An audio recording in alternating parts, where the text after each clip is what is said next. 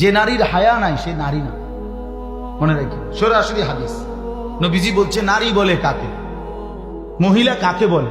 রাসূলুল্লাহ সাল্লাল্লাহু আলাইহি সাল্লাম বলছেন আওরাত, যে নিজেকে আড়ালে রাখে, লুকিয়ে রাখে, পর্দায় রাখে, গোপন রাখে। খোদার কসম নবী বলছে তাকে বলেন নারী। এজন্য যে নারীর পর্দা নাই, যে নারীর হায়া নাই, সে কোনো নারী না,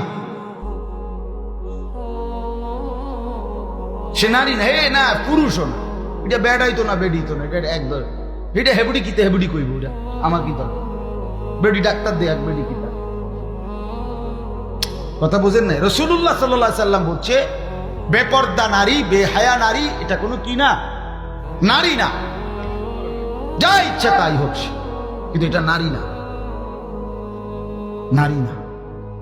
এই জন্য যে নারীর মধ্যে হায়া নাই, লজ্জা নাই, পর্দা নাই, যেই মেয়েটার মধ্যে, ওইটার মধ্যে কোনো নারীত্ব নাই।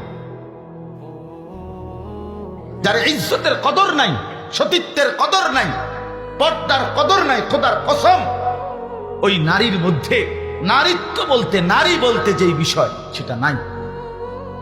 সে উপভোগের পণ্য, সে প্রদর্শনীর বস্তু, সে শোপিস।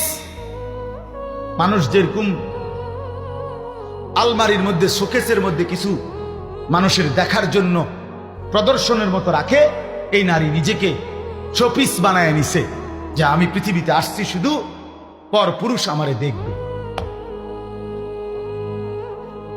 নাউজুবিল্লাহ, আল্লাহ মাফ করে দেখ।